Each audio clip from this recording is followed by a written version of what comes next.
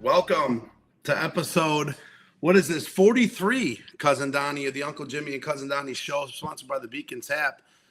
How are you, Cousin Donnie? How's everything going? I'm doing great, man. We've got a really cool show in store for you guys tonight. Some breaking news in the 16-inch softball world, and then a conversation with a Chicago media legend. I mean, what more could you ask for on a Tuesday night? It doesn't get better than this. I've been pumped all day about tonight. I think many people know our guest tonight, Steve Kashul, but also when I heard the news from Mr. Paul Rowan, our Hall of Fame president, about how he's going to announce the inductees on our show tonight, I think it's an incredible thing. And I'm just pumped to hear who was inducted into the Hall of Fame. We had the panel here on our show, about a month ago? Yep. We had every one of them showed very well. Right? We had 5 candidates that were, potentially being inducted into the Hall of Fame, and we talked to Jeremy Lafrano, who's on the Hall of Fame board, who kind of does some of the voting for that. So it's kind of come full circle now that Paul's going to jump on our show and tell everybody who's kind of getting inducted. So, I mean, that's amazing. Really quick, Jim, before we get into that, I got to ask you, last time I saw you, last week, Wednesday, you were in poor shape. you were not very healthy when I saw you. No, I was not a healthy individual. I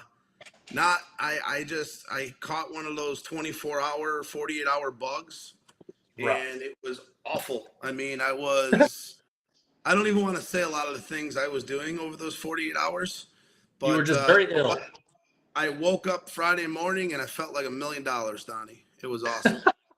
We played against you guys on Wednesday, and in between at bats, Jimmy was in the restroom. Not that you were intoxicated or whatever the hell you were doing. You were just violently ill, and I could see it in your face that you were not 100% there, unfortunately. So I'm glad that you're doing better. I know we called and checked on you a couple times, and good that you're doing all right. Signature did end up winning the series, but it takes us right into outdoor softball. So we're excited about that, and we play you guys our very first game. So it'll be like deja vu. Now it's time for Hex to win, right? Now right. It's our time. Sure. So not yet. Hopefully we'll have our full team. We're pumped. We're excited. We cannot wait to get outside. I think we play next Monday or Wednesday night. Yep. So coming up. Why don't we say hi to the guests? Let's bring Paul Rowan on, and then we have Mr. Kashul right after him. So, I want to say, go ahead, say hi to the guests, Donnie. Hello to Big Mick. He just jumped on the stream. Jimmy, I kind of cut you off. I can't see the people that are watching right now, but if you want to just quickly say hi to the people that are watching. Steve Majerus, Jason Kane, Jackie Reed, Rollo Avila, Gina Barnhart, and Steve Majerus just says, "Hey boys, glad you're feeling better, Uncle Jimmy." So we're going to bring on Paul Rowan. Paul Rowan, we want to hand the floor over to Paul. Paul is the president of the Hall of Fame, and he is going to announce the individuals who made the 2024 Hall of Fame. So let's go and get Paul on. See if he's ready for us. Paul's born ready, I think. Paul. Hey guys, welcome to the Uncle Jimmy Show. And thanks for having me. By the Beacon Tap. How are you? Hey, good. I'm great. Thanks for having me on here. Hey, we appreciate you coming on the show tonight and to make this big announcement for the Hall of Fame.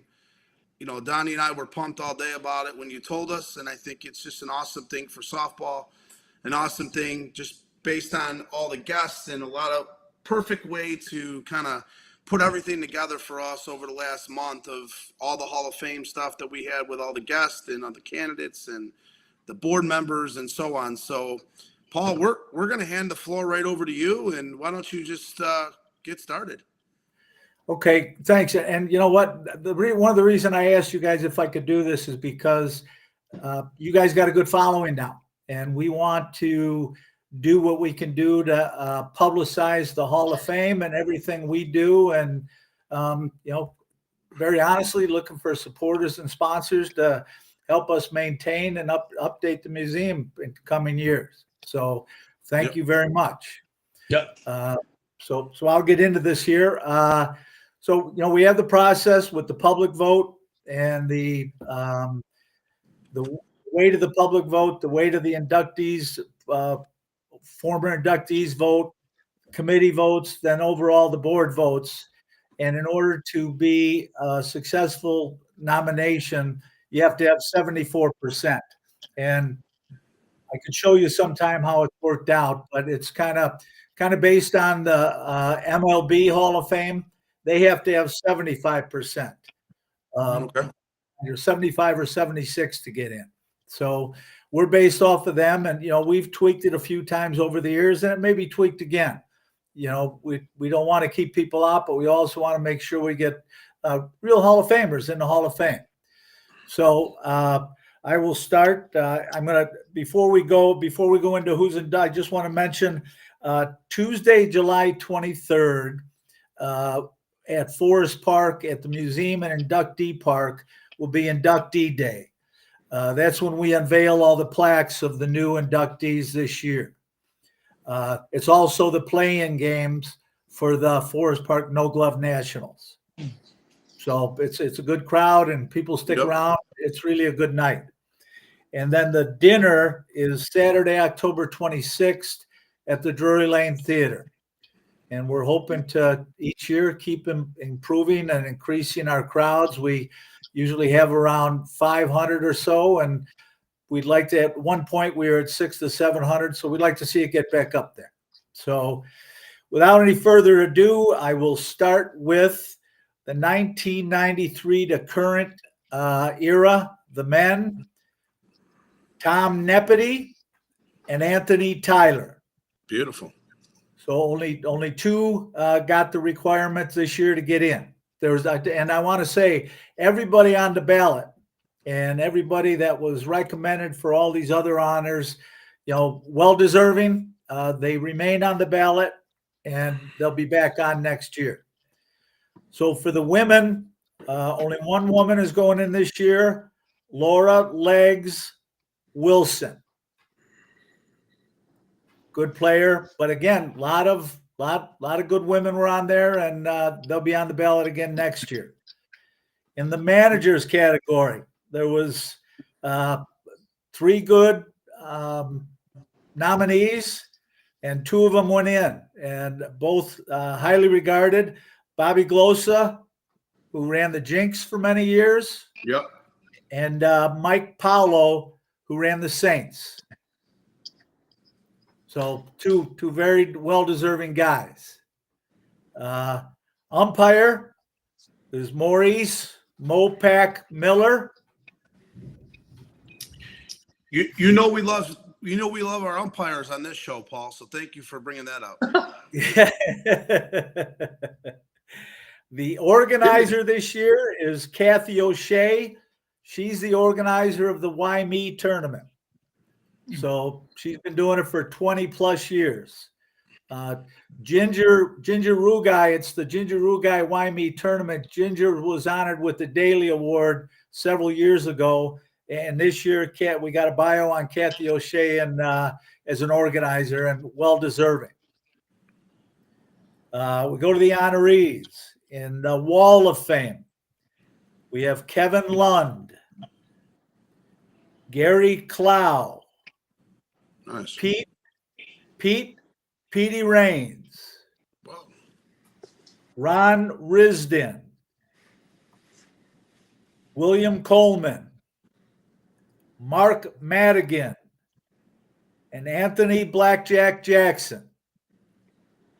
All well-deserving guys. I'm excited for all of them. Wow. That's great, Paul. We want to say, thank you for using our platform to do this. First of all, we do have a quick question from the audience. If you're okay with fielding, Kevin Duss said, can you explain the requirements and if they're public? Can I finish the rest of the? Yeah. Oh, Sorry. Yeah. Yeah. I took a break there for a second. Sorry. Okay. Sorry. The Daily Award. Two great guys, Joe Polito and Eddie Curry. You all know Joe. He's out just about at every softball tournament there is, well deserving. yes. And Eddie Curry is the one who started the 16-inch softball league in the public high schools. Not Eddie Curry from the Chicago Bulls. No. Okay. I don't know if there is any relation. Okay. The Frank Holland Award goes to Matty Dozen. Nice. Well deserving. If all the, I'll respond to Kevin's comment in a minute. Mm-hmm. The Media Award goes to Gio. Our boy Gio. Yeah, deserving, well deserving. He's done a lot with the streaming and everything else to publicize 16-inch softball. The dedication of time, I think, needs to be well mentioned. Yeah. Right. And then the teams. Chaos is a women's team. Lushes is a women's team. Juicers is a co-ed team. I don't know if they're the first co-ed team we put in. I think they're the first or second. The Brayside boys, the Gators from the South Side, patio players, Six Pack, the Scorpions, and the Unknown Wild Bunch. So that's the full list of everybody going in this year, individuals and teams. So we're excited about it, and I'll be reaching out to them and sending them a packet with all the information and their official letter within the next couple of weeks. And we're looking forward to, again, another great class. It sounds like an incredible class. I know about 60% of the names on there, and I know that those individuals who did receive their awards or were inducted into the Hall of Fame, I know they're going to be thrilled. So, Yep. Incredible news. I think everyone in the softball world is excited. Paul, we appreciate you sharing that news. And I know, Donnie, I think you had a question from the audience that you wanted to share with Mr. Paul Rowe. Yeah, for sure, Paul. Thank you again for using our stream and our platform to do this. This is super meaningful for us. Sorry, I didn't mean to cut you off earlier. I didn't know that you had more players that get in. But Kevin Duff asks a good question. Can you explain the requirements, Paul, and are the requirements public? Kevin, yes, they are public. It would take a long time to explain them. They are on the website, but I think I have your email address, so I could email them to you. But they're public. They're actually it shows all the criteria that's required, what parks they've had to play at, how many years. For instance, a Hall of Fame player has to have played major softball for a minimum of 10 years. He has to have played in so many nationals, and his team has to have won so many national championships and so on. So it's not an easy requirement, but Kevin, if you can't find them, you got my email too. Let me know, and then I'll email you the packet of it so you have it. I think Donnie and I will also probably cover some of that information on future shows. Some of our guests are Hall of Fame individuals in the future. Matter of fact, our guest tonight is a Hall of Famer. So we will definitely, be covering that information as well, Paul. But yes, glad to hear that information is public. I think that's a huge, huge thing for the game and for the individuals, for future individuals who are going to be looking to get into the Hall of Fame. So Paul, once again, we appreciate you jumping on. I know this is an awesome thing, and we're going to keep growing the game. And we're hoping that, the more and more we get it out, the better things are going to be in the softball world. So thank you.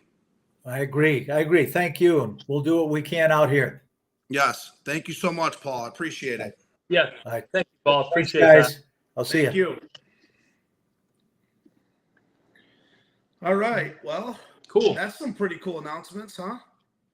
Very cool. Yeah. It's like I said, it was really cool that he used our show to announce that. It means we're growing at a rapid rate, my friend. And like you said, he's using this because we have more of a following now. And, we appreciate you guys for, chiming in on the comments and watching the show tonight, of course, for the big news. And get some really good comments. Tim Dalton says the Grabbers want to recount. Brian Fry says, congratulations to all the inductees. Dr. Joe Dex, not going to lie, Gio is a well-deserved award. We agree with that all the time he puts in. And, that's awesome to hear. There's a media award. And hopefully, Jimmy, one day we can get the media award. I don't know if you and I want to go in together, but that'll be awesome. Okay.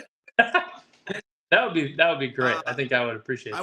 I want to really quick before we bring on Mr. Kashul. I know he's out in our green room, probably drinking vodka and sipping down some donuts. But I want to say hello to Mr. Brian Fry. I'll share a story later on about Mr. Brian Fry, but I actually saw Brian Fry today, so welcome. Steve Majerus, welcome. Richie Battistoni's watching, welcome. Martin Roach, Tom Batnich, Steve Batnich, Danny Martin, Jay Evans, Mr. Ram, Joe Diaz or Jimbo Diaz, Marty Dozen, welcome. Dean Pritt, welcome. Sam Rogers, our nephew Pete has joined the feed. Tim Dalton, Wags has joined, welcome. Drew Laddick, Mary Peterson, Phil Coppersmith, and also our boy Dr. Joe Deck. So everyone, welcome to the Uncle Jimmy and Cousin Donnie show, sponsored by the Beacon Tap. Our guest tonight is Mr. Steve Kashul.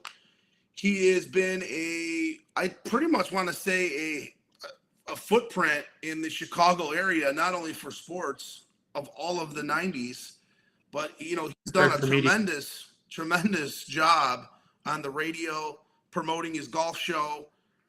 He's a Hall of Famer. I think tonight we're going to learn a little bit more about the TV league. When we're going to talk a little bit about Mike North. I want to ask Steve some questions about Mike, but also just hear about Chicago as a whole. And you and I both know. I mean, the game of 16-inch is Chicago. So to me, I think it's a huge opportunity for us to have Steve on the show and hopefully maybe hear a story or two that we wouldn't normally hear. So, Donnie, are you ready to go and get Steve from the green room? Hopefully he's not. Hopefully he's not drunk drinking a vodka, huh? Yeah, right.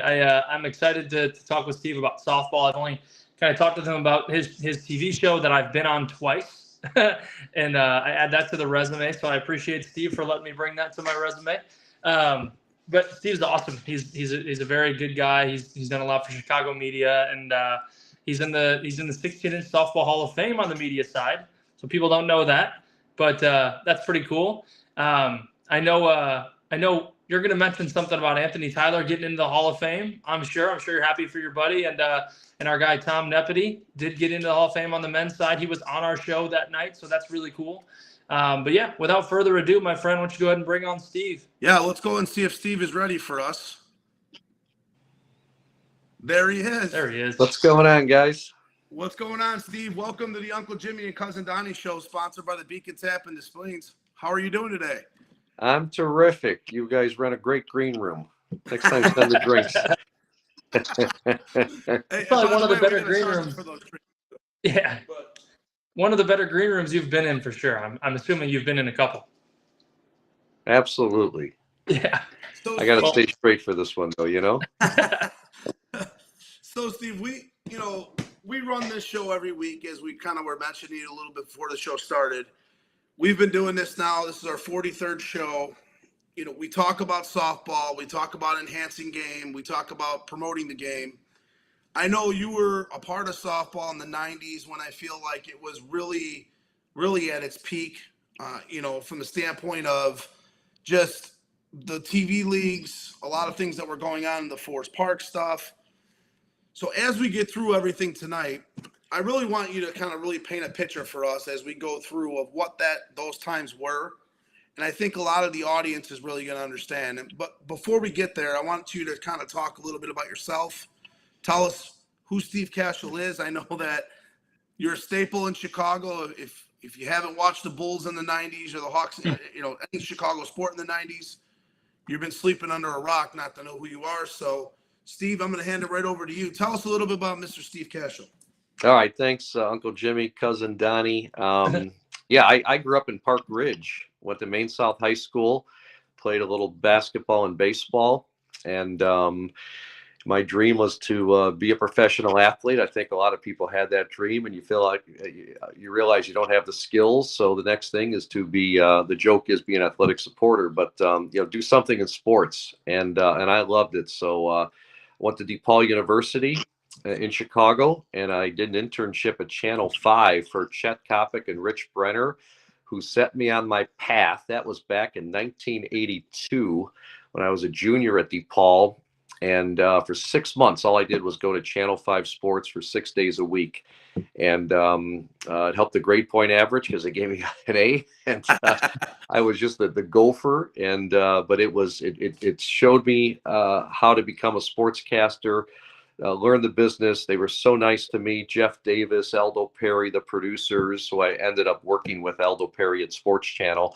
But yeah, that's kind of got me my start. I followed Rich Brenner back to North Carolina, where he came from. Did another 3-month internship with him, where I put together my first audition tape, and he helped me get my first job, Wilmington, North Carolina, October 1986, where I was a sports anchor at the NBC station in Wilmington, where Michael Jordan grew up, believe it or not. Wow. And I was there for about 2 years, and then I went to become Rich Brenner's weekend sports anchor in Greensboro, North Carolina. Went from a 150 market. There's like 210 TV markets in the country. We were a very small station, the NBC in Wilmington, but a great place to live, right on, right next to Myrtle Beach, and just a great area.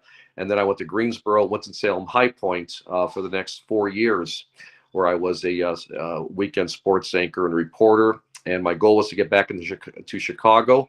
And in 1991, I found out that they were doing this station, which was Sports Vision.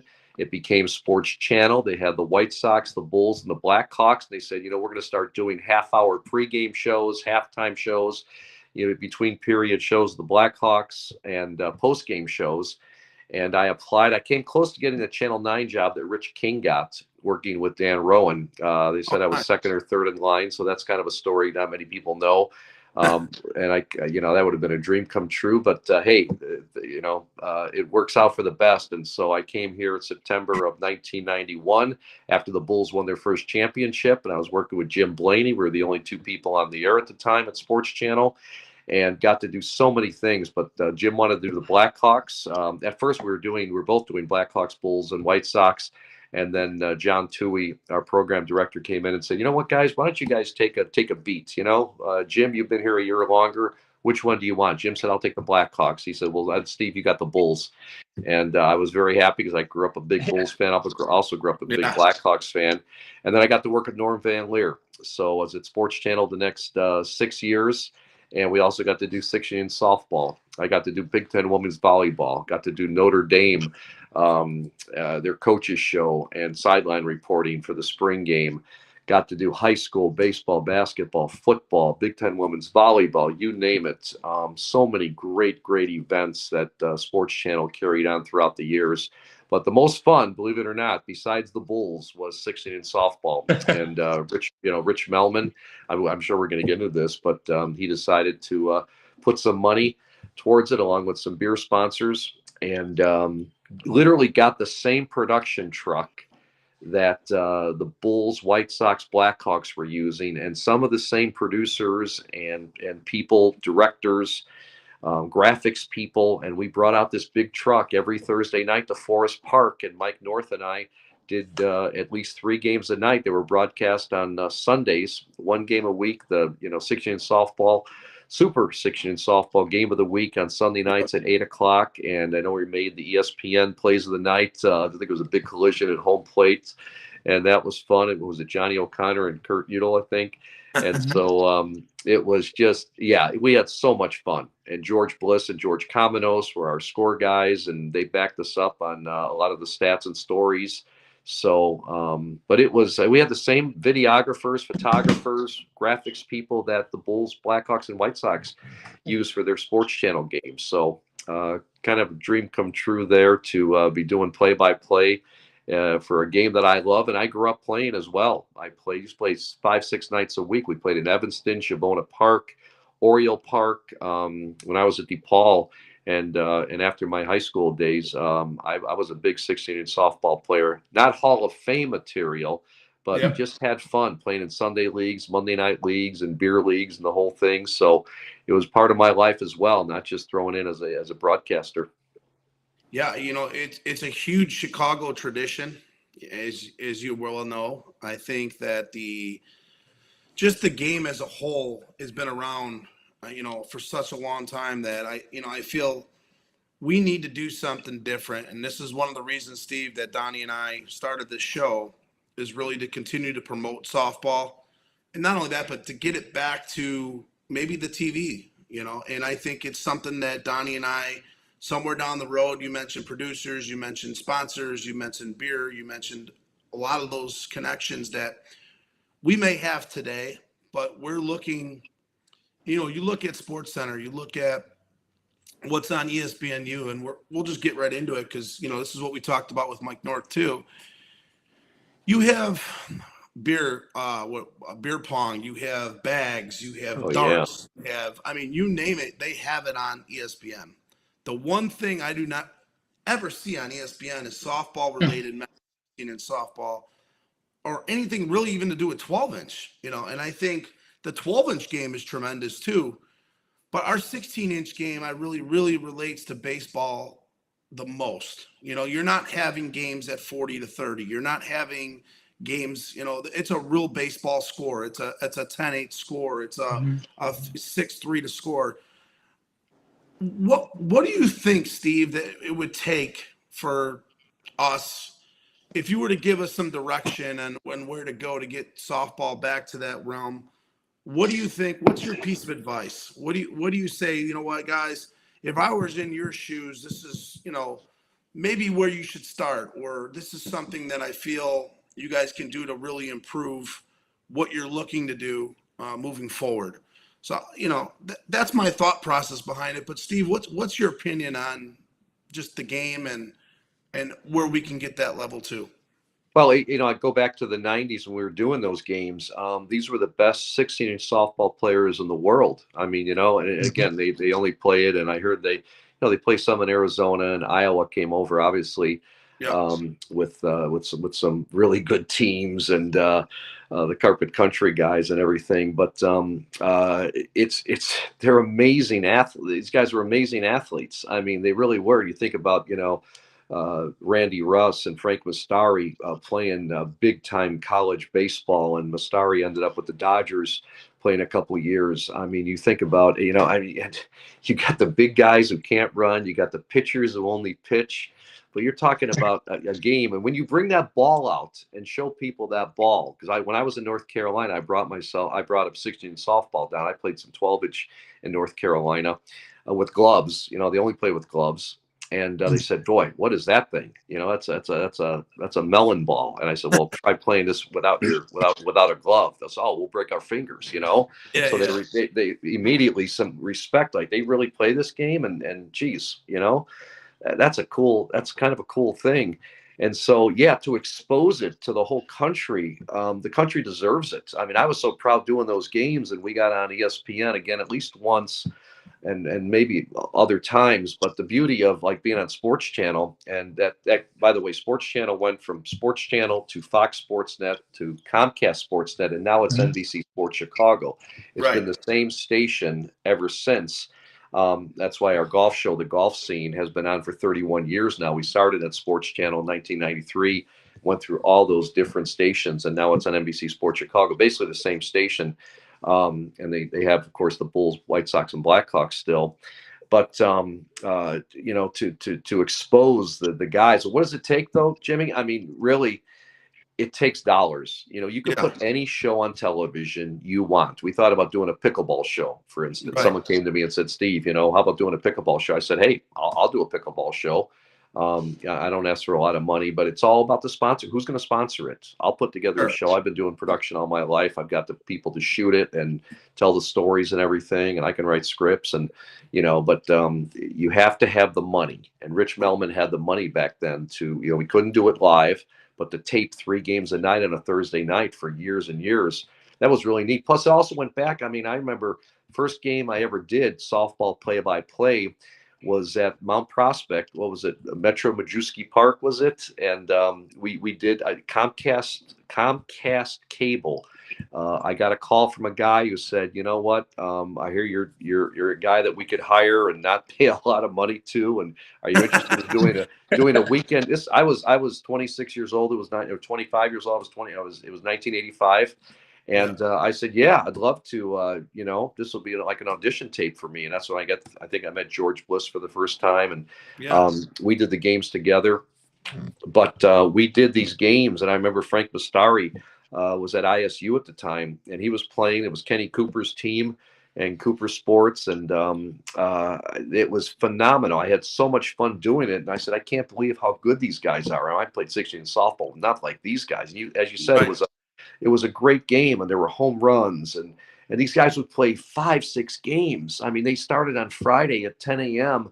and they'd play 3-4 games in the pool, playing the whole thing. They play another 4 or 5 games on Saturday, and then Sunday we were playing till 10 at night. So I remember Frank Bastari had to get back to ISU because he started school the next day. This was on Labor Day weekend, and maybe it was Labor Day, and they played 5-6 games. You keep winning and just keep going. And these guys, I always respected that about the 6A softball guys.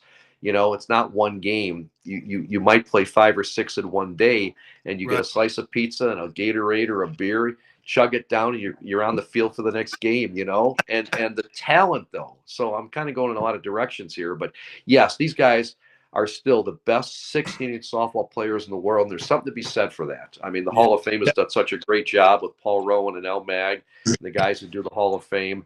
But in these teams and the history behind it, and the Mike Roykos that followed it, and the Bob Surratts, and you know, you name the media guys that have followed this and have you know, put time and effort into it and respected the game as I do. Again, when you talk about the best players in the world of any sports, that's saying something. And these are the best 16-inch softball players in the world, and there should be a market for that. As you said, you see everything on ESPN. You know, these crazy X Games and these things that I don't watch, and what they got this game with the thing, you bounce the little peg and it jumps whatever, you know, and guys try to catch it. Like, what is that? But yeah, softball is the kind of the forgotten sports, and it deserves to be shown nationwide because it's so unique in a 16-inch softball. You hit the nail right on the head. And one thing I want to say too is you mentioned the best, right? Well, Donnie and I have the 2 best hairstyles in 16-inch softball. Good point. Not only that, but we're also probably the 2 best looking guys in 16-inch softball, Steve. You are. To get us moving forward on ESPN and so on, I think it would be incredible. But you brought up dollars. You know, to run a production for 3 hours like you did back in the 90s, what would something like that cost today? Just ballpark. I mean, obviously things are going to be, you know. I wish I had I heard it might have been a $500,000 price tag. I'm kind of guessing, but I had a little bit of knowledge on that. Sure. What, you know, like what it took to bring those games on sports channels. As I said, it wasn't like they had two guys with cameras out there and they hooked up me and Mike North. These were the same crews, the same production truck. This was a huge production truck. I mean, you know, 50 feet long or whatever. Cool. probably bigger than more than that. I mean, that had replay machines and graphics and what did we do? 4 or 5 cameras with the same videographers, the Dave Cellis, who are still doing the Bulls and Blackhawks and White Sox games. They've been doing it for 30, 40 years. Talented guys that could have cameras on their shoulders or fixed. And the production quality was phenomenal, It was. And they still have those games on YouTube now. I mean, they still literally, you can go back and watch the replays. I loved that in the production, you would talk about the player and then it would tell you their occupation. Like there could be a guy and then he was a plumber. I thought that was always so funny to see what everybody kind of individually did. And that takes a lot of production. So, I mean, $500,000, Jimmy, you got that. There should be no problem with you spending that kind of dough to get us on ESPN again. Well, it's something that we can definitely do to fundraise. Yeah, and I don't know that. And again, guys, we're talking 30 years ago, so maybe it's a couple $1 million. I don't know, but there's a way to do it. You don't have to show them live. You can tape them as we did. Do you need 5 cameras? No. Do you need the big production truck? Probably not. Especially with the technology has gotten so much better now. It's so much easier. I mean, guys are doing games at Forest Park that you can watch on YouTube and online and live. Which is really neat. So. There's a way to do it, and there's a way that ESPN even does things. I mean, they do the Olympics now. Do you guys know that when NBC does the Olympics, half the announcers are in Connecticut, or they're at their home? Yeah, they're not in Paris. They're not in China or wherever the Olympics are. Guys, because I've got a lot of friends at NBC because I worked with that group doing golf.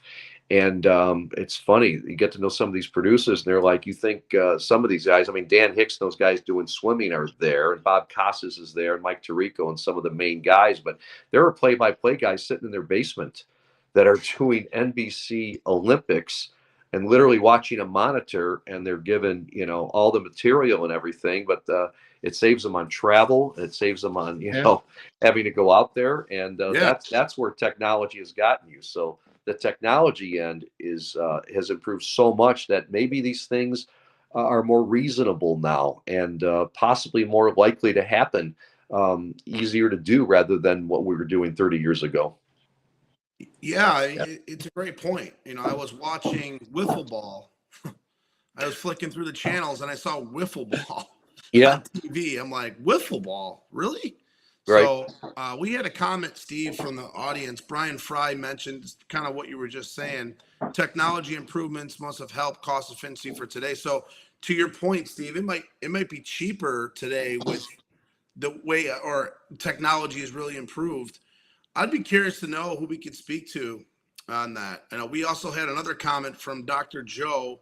He says live on X and YouTube to grow the bigger following. Dr. Joe, we are currently live on X and YouTube as we speak. So we actually, our show, it expands over 5 different platforms.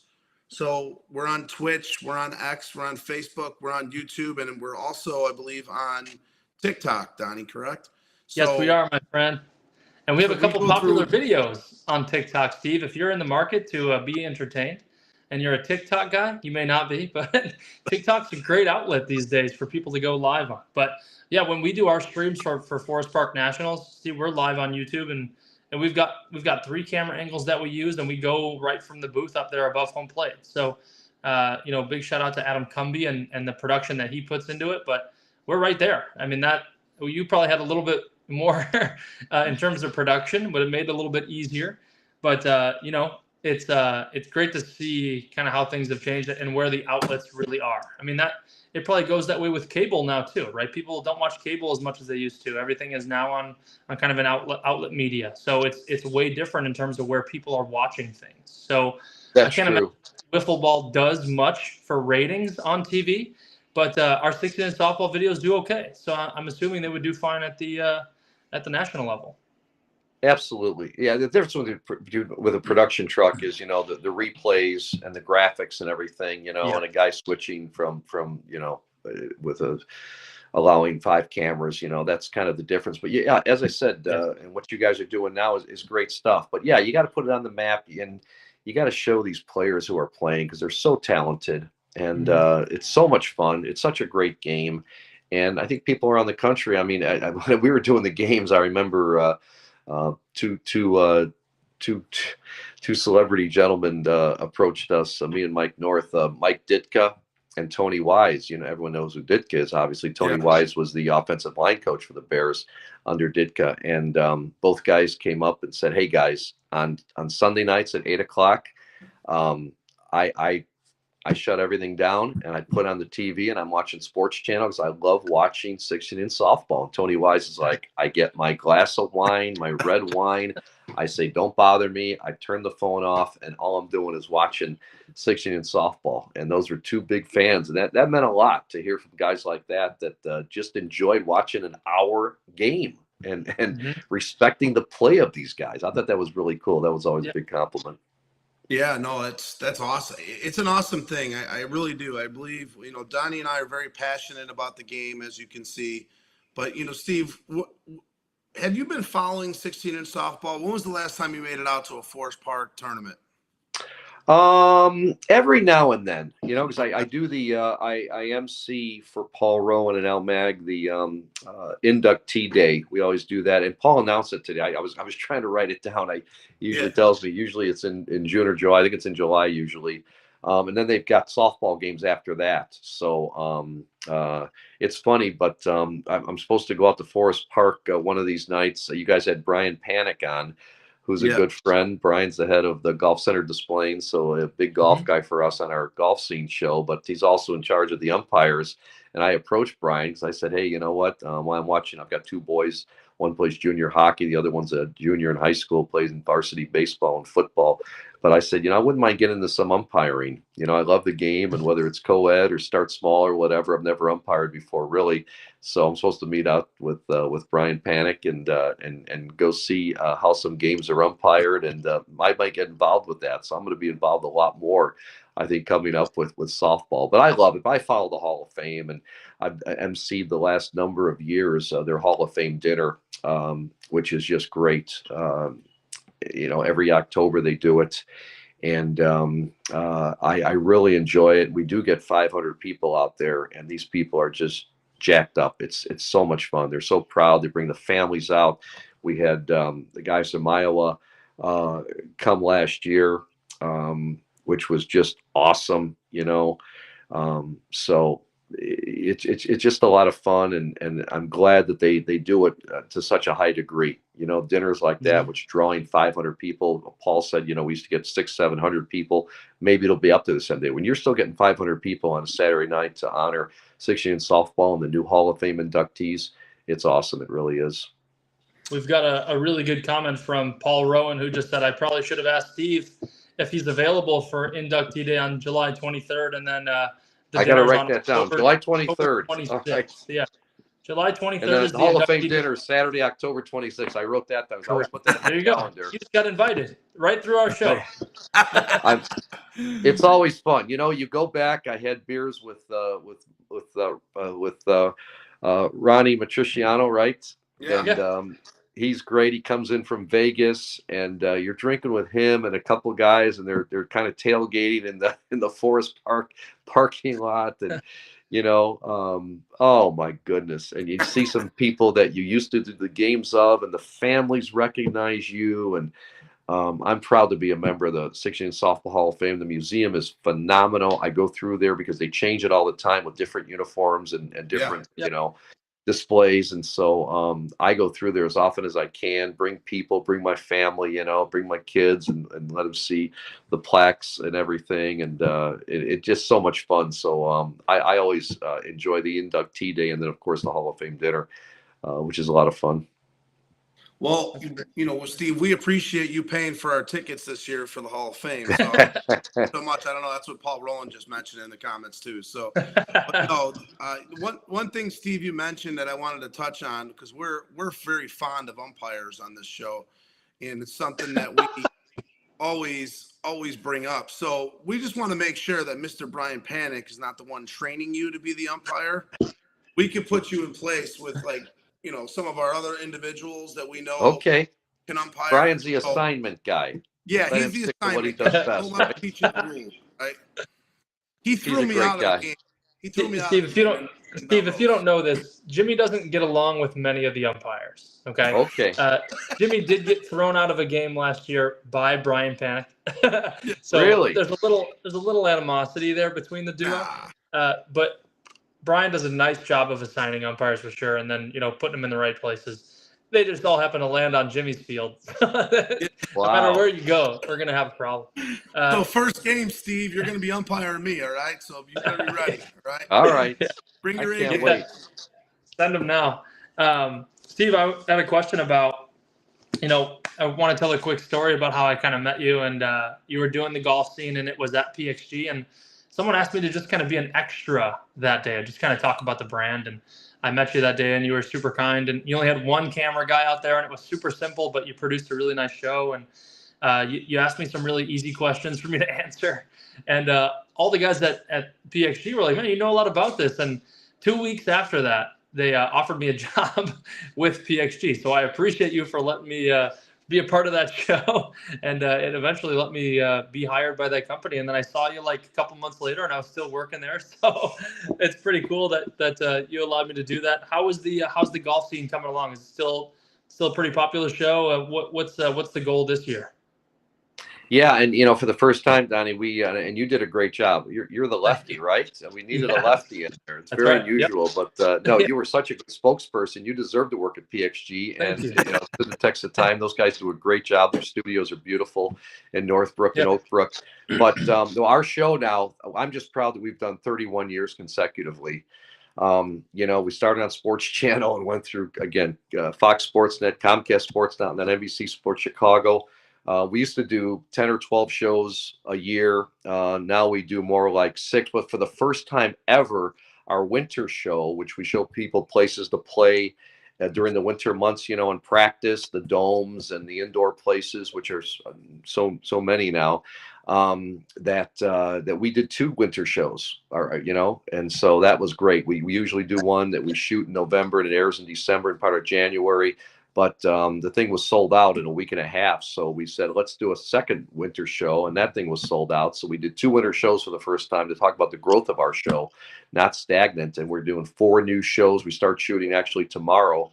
And the first show will air on Sunday, May 26th at 6 p.m. Each show airs for 3 weeks in a row on NBC Sports Chicago. Then the 4th week starts a new show. So, people get a good bang for their buck when we show segments, and, we show new equipment, some lessons, but places to play.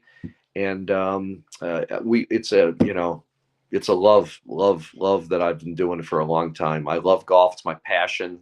And to do the show and host the show and produce the show and help sell the show, it's a lot of fun. So I appreciate PXG, appreciate Donnie. You make our show look good, but we're just continuing to do it, and I have a lot of fun doing it. Steve, let's not make his head any bigger than it already is. Dude, Right? now, it's huge. You can't even see it. It's so big on the screen right now. Thank you, Steve, for that. Because Jimmy doesn't do that very often. Jimmy beats me down, and the guest usually hypes me up. So I appreciate that. Go ahead, Jim. So, Steve, you mentioned you're on the golf show and you're doing those things, and I think it's an awesome thing.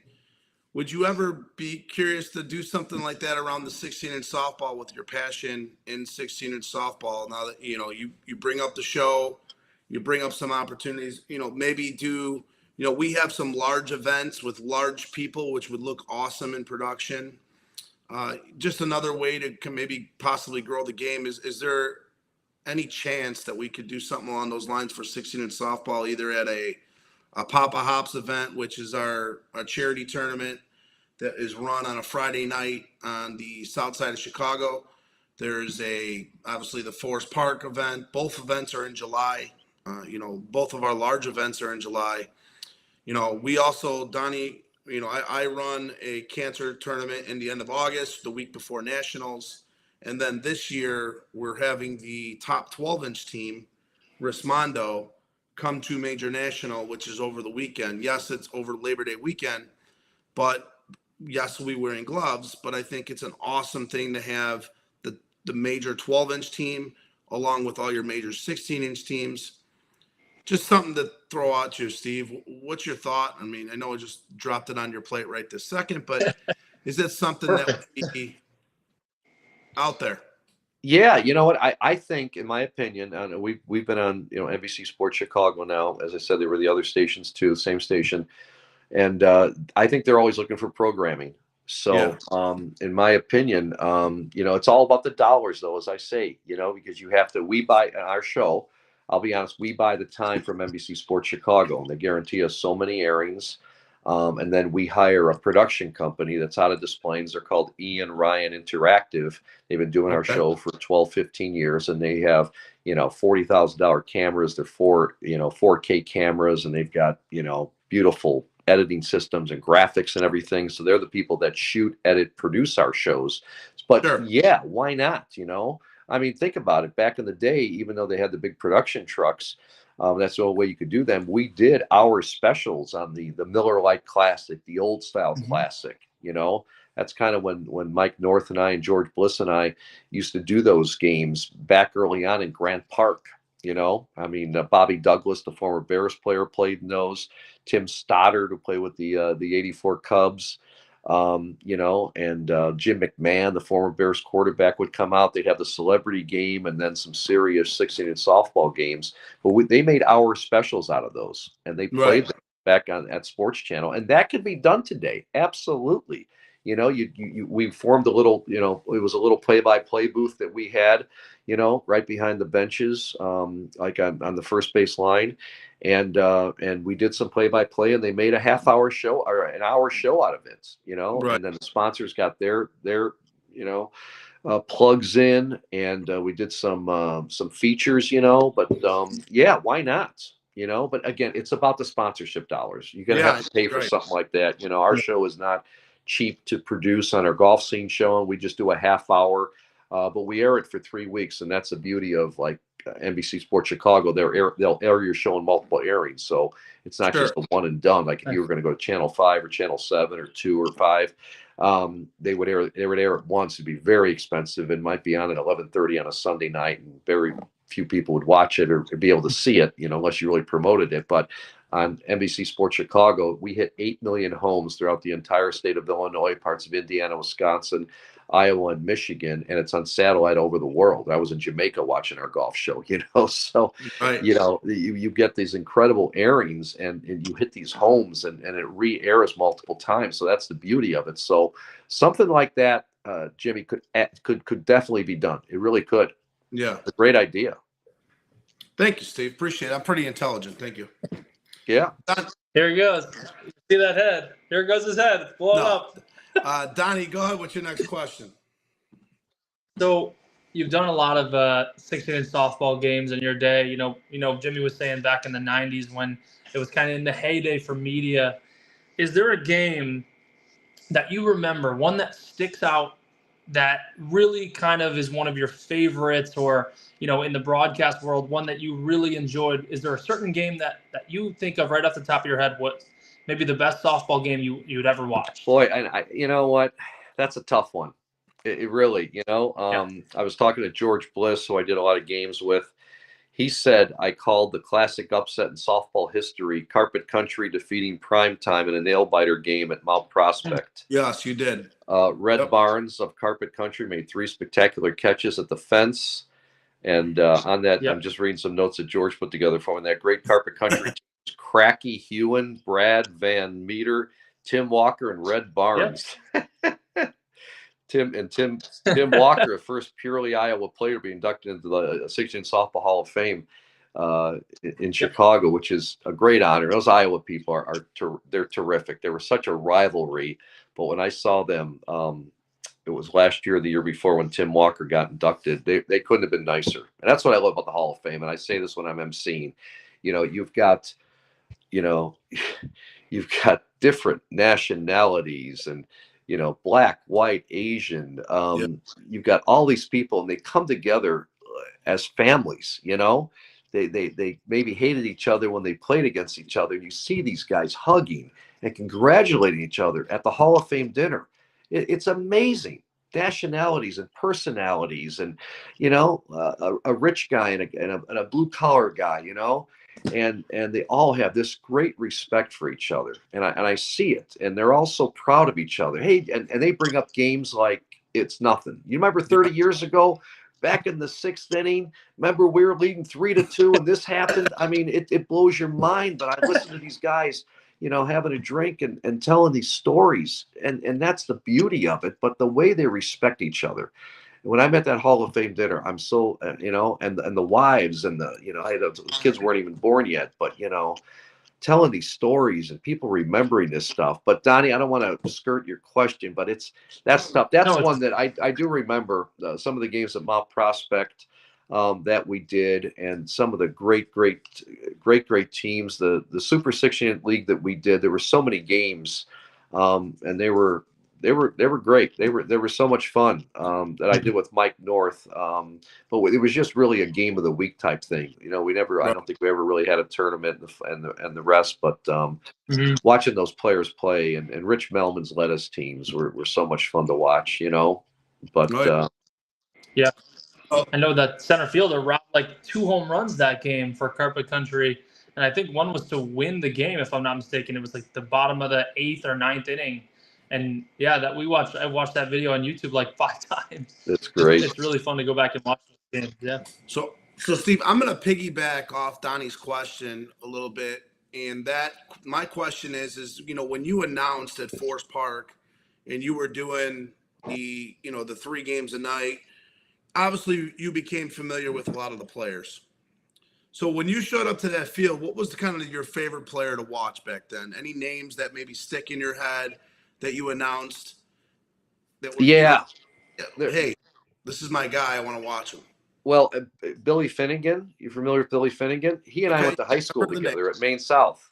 So that was one of the first guys that I got to know, saying, "Wow, that's a local Park Ridge guy, Billy Finnegan." So we had that connection, and I got to know a lot of guys on the lettuce team. Egg Zarnick and Frankie Mustari and Bobby Lopez, who's Nicky's father, our White Sox player. And actually, I went to the Hall of Fame. My wife and I went to Nicky was, before this White Sox season, was inducted into the Naperville Central Sports Hall of Fame. And I haven't seen Bobby in 30 years. Gave me a big hug, and we laughed and talked about 16 softball. And Nicky was asking me all about his dad, and he goes, "Oh, you guys used to do the games and everything," and so proud of. I wish the White Sox were doing better. Obviously, it's another story. But Nicky's great, and Bobby, what a tremendous guy. But I remember him playing for Lettuce. It was so much fun. But other names I remember: Johnny O'Connor, Kenny Cooper. But one of my favorites probably were the Russ brothers, Bobby Russ and Randy Russ. And I think about Randy Russ, and I guess he played at US University. You didn't know too much about these guys before, but talk about a guy that might have been one of the greatest outfielders and two-way players ever. He had the speed, the smarts.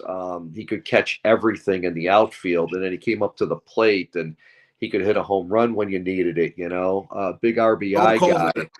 Bobby Russ was one of my favorites by far. Frank Mustari, you're talking about another guy that played college baseball. But some of the big guys, the big home run hitters, like Johnny O'Connor were so much fun. Frankie Mione, bless his soul, what a great player. Dave Bischoff, Ray Topps, Wally Filkins, Tim McManigal. Some of those guys I remember, Davey Rule, as I said, got to know him very well, and just phenomenal guys. And Mark Forgetto, and boy, some of these names that when I think about them, it's been 30 years, so it doesn't come to mind that easy. But when you go through go to the 16 softball Hall of Fame page, and you go through the 90s and the games we were doing, you look at the names and seeing these guys and going, that was cool. And I'm so happy and so proud of these guys that they got inducted. Yeah, no, it's incredible the amount of characters that come out of the 16-inch softball game. And I think that goes really unspoken a lot in the game today.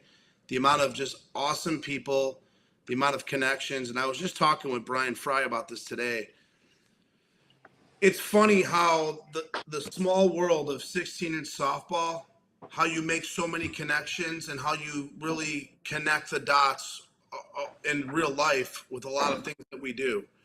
and that leads me to believe that we could do a lot of the things we're talking about, which is get the game on TV, continue to promote the game, not only not only in Chicago, but outside of Chicago, and really make it a national sport, in years to come. I think, to me, and Donnie, we talk about that all the time, promoting the game. Steve, Yep. as you watch back some of our shows, because I know you love our show so much, and all you have to do is watch our show. So you'll see the passion, and you'll see a lot of the things that go on about what we talk about with a lot of our guests, and that brings me to Mike North. So Yep. Mike North, okay, to me, he was a firecracker. And let's be honest, he's a fucking nut. All right. So You say that on the show? yeah, we could swear on the show. Yeah, Jimmy does whatever he wants. All right. So Steve, I want to know your opinion on Mike North. I know you had some tremendous stories. I'm sure Mike North had a cocktail or two while you guys were on the air. Give us the story about Mike North. One that I can laugh. Well, what's funny about Mike is he used to, by the way, I had to switch chairs here in my office because I'm on my iPhone and I was getting down to like 5 on my battery. So I had to go plug in here and move in front of my master's picture here. Oh, there you go. Yep, There you go. Yep. But no, I tell you what I love about Mike is he used to rip me all the time for being from Park Ridge. We don't know where we grew up. I mean, we had, I keep telling him, Mike, and this is true. We had my mom and dad, bless their souls. They both passed, but wonderful parents, most wonderful parents in the world. And we had 6 kids in the family. We grew up in a 3-bedroom house. Three boys in one room, 3 girls in another room. The mom and dad. We slept in one bed. That was the original water bed. That's just a joke, but and Mike used to make fun of me. Oh, you were born in Park, you were brought up in Park Ridge and grew up in Park Ridge, and Silver Spoon guy, Silver Spoon, you're a rich kid. Well, and then Mike winds up, even though he's from, Chicago's, northwest side or whatever, he winds up living in Park Ridge, buying $1 million house. I mean, his bar was like a sports bar. Norm Van Leer and I used to go there all the time. Yeah. On a Sunday and watch whatever sport. And BB was cooking food upstairs, and she'd have the family upstairs, and Mike would have all the guys. He had these commercial. I don't know if you've ever been in North's basement when he lived in Park Ridge. I heard all about it because my goodness, teammates with Bobby and Randy, and they used to talk about it back in the day. But I heard a little bit from Pat Caputo. But, Mike talked about his basement on our show a little bit too, and how incredible it was. So unfortunately, it's one place I've not been to. So. Yeah. Well, he doesn't own I think he sold the house because he lives out west now. Yeah. But no, Mike was, you know what? I wish he was still on the Score or sports radio in Chicago, because he's such a voice of the fans, but he was such a big promoter, and he played 6A in softball and had his licorice teams, and but we had so much fun, and we never worked together before we started doing 16 softball games. But I had to play the straight man, like when I worked with Norm, Norm Van Leer. Norm was a firecracker too. I worked with Norm for 6 years. We won 2 Emmy Awards together, doing the Bulls on Sports Channel, and I just had to keep him in line. And kind of same thing with Mike North. I love doing the play-by-play. I wasn't going to do the color commentary. That was for Norm on the Bulls, and that was for Mike North doing Super 16 and softball. He knew the guys. He knew the stories. He would crack a lot of jokes, but I was the straight man, and I think that's why it worked. Yeah. But he was fun to work with. He was generous. He was kind. We got inducted into the Super 16 or the 16 and softball Hall of Fame together in 2009. And I remember our wives sitting together, BB and my wife Cindy, and we just had a ball that night, and we're proud. And to this day we keep in touch and everything. But yeah, we had a lot of fun. We had a lot of fun. But he would take shots at you. He took a lot of shots at you. We lost him. Oh, we lost. I think his phone died. Maybe his phone died. That's all right. It's all right. He'll be back on in just a moment. In the meantime, I will tell you, you guys hang on for just a second. Steve will be back. He's just plugging the phone back in, and he'll jump back on the stream in just a moment. But if you guys have any questions for Steve, as he kind of rolls on, please put him in the chat if you guys want to know anything about the TV league or anything about him. He's doing a fantastic job of guiding us through the stories with that. But if you guys have any questions about what's going on with the show tonight, feel free to let us know. I know earlier Paul Rowan talked about the inductees. We had Tom Nepety and Anthony Tyler get into the Hall of Fame.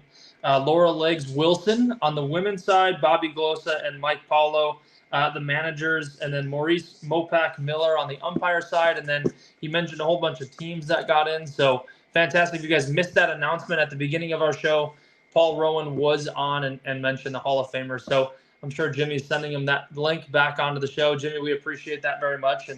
And we will see Steve in just a moment when he jumps back on when his phone. I think he's got to charge his phone a little bit, or maybe he'll hop on a computer. Yeah. I am not too sure, but he ain't going to be like, this is the first time his phone starts up, huh? This is the first time someone's had a dead phone on the street. Yeah, it is. We've had a lot of firsts lately, Cousin Donnie. We've had a gentleman take a washroom break on our show. Correct. A gentleman being, okay, Mickey Balestri took a bathroom break. I'm not going to beat around that. He'll love being called out because he's been calling us out all week for not shutting him up during the show. He did take a bathroom break. But let's stop right there. Let's why because sometimes on live TV things happen, right? Steve's phone died.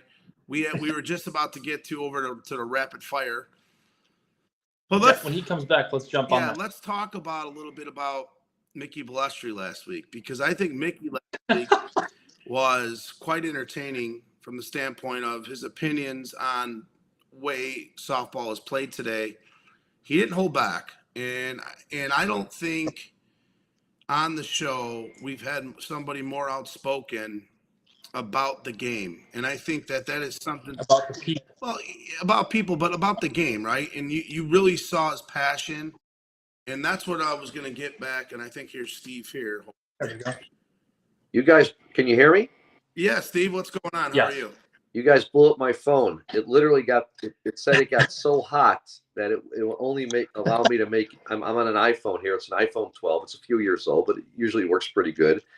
But you guys are so hot, it blew up. Hey. And I don't know if it's going to work here. We might go off again, but it said it got so hot that it only would allow me to make emergency calls. So I apologize for that, but technical difficulties here in 2024, right? I understand, Steve. Even your phone knows we're good looking. I get it. Don't worry about it. Well done, Jimmy. Yeah, we were just kind of talking about, a little bit about the Chicago, just in the game and kind of some of the things you were bringing up. And I think one of the things that I wanted to bring up to you is just about softball today, before I get to my rapid fire. I know you kind of follow softball a little bit. So when you look at like in the 90s and then you look at what the game is today, take the TV league out of it. Do you have any idea, do you know of what is different about the game? What do you personally see as somebody outside of softball looking in today? I know you followed it a lot more back then than maybe you do now. But what is something that you just see that comes to mind that, it's like, man, I really want to get back into softball, or man, I wish they really did this. Well, I'm going to ask you, this is interesting. I mean, do they have the old, the Patty Caputos and the, all the older guys, the Egg Zarnicks, do they have those classic guys that only pitch now? Still, that was we were doing games in the 90s. You had these older guys who maybe could only play one position, couldn't run very, very well, but they had a specialty, Yeah. I don't know if that's still is it a young man's game now? That's what I'm wondering. Is it a younger guy's game? Or you still have these classic older guys that are specialty players, the guys that just they'll hit a single. I don't care if they're 50, 60 years old. Guys we used to see back then that you could come up and you're like, this guy is old, and you're saying, wow, but he still has it. Yeah, He'll still play. He'll still lace it up, and he's as good as anybody. With what he does. I don't know. I'm asking. I want to really know. I'd like to, when I dive back into getting into more of 16 softball and watching these games, is it a younger man's game, or they still have some of these classic guys, these Hall of Famers that are still playing and are productive? The answer would be that you've got your certain specialty guys on Flash who won No Gloves last year. They have a person that just pitches. His name is Mike Moji Marasovic, and he just pitched for Flash at No Gloves and didn't really hit a ton, or when he had to, just maybe grounded out to second base, move some runners over. There's still guys like that. Once in a while, Jibbs does it. And then for the 45s, you might know him, Israel Sanchez. He still plays and pretty much only pitches. He's the old kind of straightforward pitcher only type guy. I mean, that's one of those that's probably relatable to what you're talking about right now. But yeah, there are the specialty guys that pretty much only pitch. I mean, Jimmy and I are both pitchers, but we kind of maybe float to different spots, which may be different from what you used to see. I mean, you had Egg Zarnik and Patty that pretty much only pitched, but I would say, yeah, there's still those specialty guys for sure. Not so much. The game is definitely younger now. Yeah, I would tell you that. There's a lot more of those college kids that came from baseball and a couple of years out of college to play the game. The game is definitely age-wise changed quite a bit from probably what you saw. And how about the rivalries? I mean, the rivalries. I mean, boy, when Rich Melman and Rich deserves a big praise. He not only allowed the games to go on TV that Mike and I did, but building the best team, paying for the best team. But he was so passionate about it. The Right. uniforms and jackets and hats and his coaches who were only coaches and weren't players and. You'd see these guys switch from teams to teams and, he's on lettuce now, or he's leaving lettuce, and it was such a big rivalry. Who got who, that was so cool. It was almost like you had to follow it like it was Major League Baseball and free agency, every winter you'd hear these rumors and, Mike North would call me or say, hey, guess who this team got now, Taggers got this guy, 45's got this guy. Lettuce lost these two guys. They just signed two more really good guys. It was a cool. I mean, that was like the hot stove league.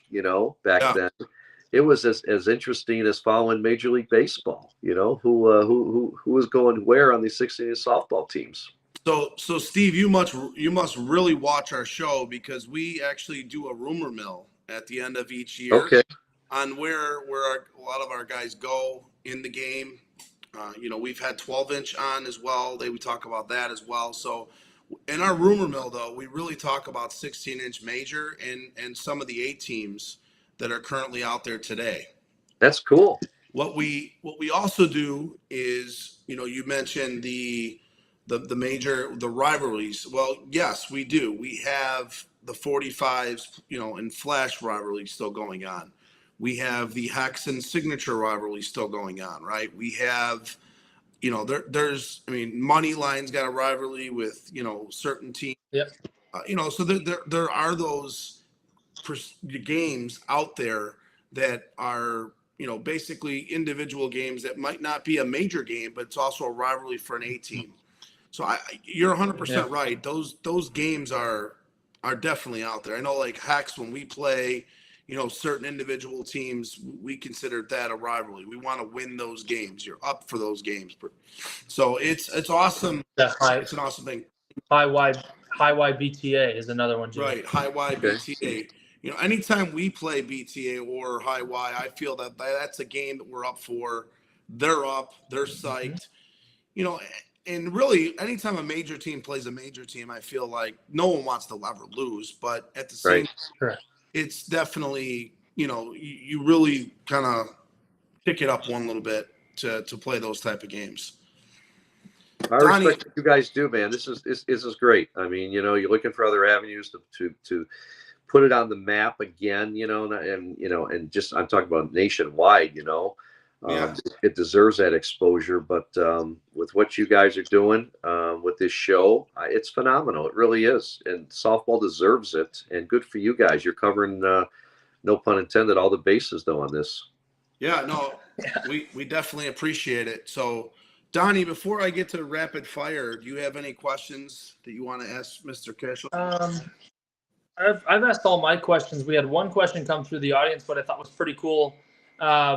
Nick McKinney said, ask Steve, during the celebrity games, what celebrities were actually good at 16-inch softball?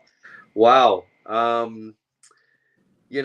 Boy, I got to think back on that one. Jim McMahon Sure. loved to play. He was good. These guys are athletes. Tim Stoddard, probably couldn't run much, but he could hit a ball a long way. Ron Kittle, who was a White Sox home run champion. It's funny, and there were some guys that were kind of bad. Maybe some of the media guys. You put them in the outfield, and Tim Weigel was a great player. Grew up watching Tim Weigel, but some of these news personalities would try to play in these games, and they'd show up and everything. Maybe not as good, and suffer injuries because they're not used to playing 16 in softball. But the names that come to mind, though, I'm thinking about Tim Stoddard and who was a Cubs pitcher on that '84 team. And Jim McMahon. Jim was there with his wife, and they really got into it. They wanted to play, and it wasn't about being on TV. They had plenty of that, but hey, this is a different game. I want to show you what I can do in a sport like this. So I thought it was really cool. I love the celebrity games. Yeah. No, that's a great great question. So thank you, Nick. So yeah, Jimmy, why don't you do it, my friend? It's time for your favorite segment of the night, I think. So Steve, let me explain. We do a segment called Rapid Fire. I'm gonna give you 10 names. You can give a sentence or two or a story. Whatever comes to your mind is what we want. We don't want to sugarcoat it. We want the truth. Okay. Really, the first thing we want. That's what we want. So right. my phone is it's burning in my hand. So if we go off again, I apologize. No worries. Let's see if we can get this done. Number 10, Richard Melman. Oh, he was the George Steinbrenner of 16 in softball. He was the king. He had the money, but he had the passion. It wasn't like a guy that sat up in the tower and wanted to see everything done. He was on the field, in uniform. Really didn't play, but he got so into it. He was so good for 16 in softball and bringing it to TV. We owe Rich an awful lot because he had a passion about it. I love it. Number 9, Chuck Swirsky. The Swirsk. You know what? He's as kind of an individual as you see. I mean, he gets a little syrupy, on his Facebook posts with thanking everyone in the world that he's grateful for everything. But that's Chuck. He will give you his time, his effort. He's the most approachable guy. He's phenomenal at what he does. I was in college listening to him, and then to work with him on Bulls Radio for over 10 years was a true honor. But he's as nice a guy as you hear and as genuine as you could ever imagine. Number 8, Al Mag. Al Mag. Boy, what a passion. A guy that lives in Arizona and started the Softball Hall of Fame Museum. And he just, he's what 16 softball needs, because he keeps it going and he keeps filling the place with Paul and Ron Kubicki and these guys who handle the and are responsible for the Hall of Fame dinner and keeping the Hall of Fame alive in the museum and raising dollars. And Al does such a wonderful job. He really is to be admired. And he, I get the scripts, and he's writing the scripts, and he's so good. He really is. He's wonderful for 16 softball. And he runs an incredible tournament in March every year now. The Foundation in Arizona. Toys. It's incredible. It's growing every year. I think he had the most teams this year he's had in a handful of years that I've been attending the event. So shout out to Al Mag. Number 7. Bill Wennington. Bill Wennington. Oh, what a great guy as well. Great sense of humor.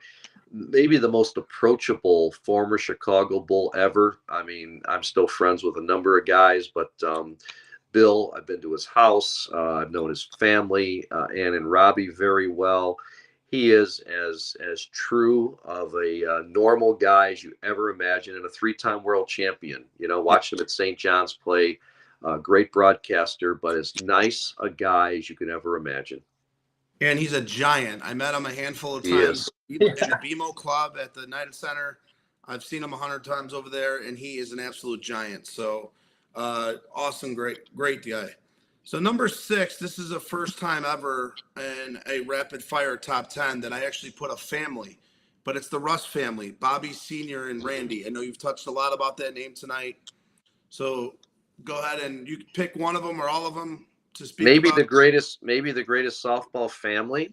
I'm wondering who else. Bobby Sr., who I didn't get to know that well, but I got to know Bobby Jr. and Randy Russ very well, and a little bit of their families, and the nicest guys, talented guys.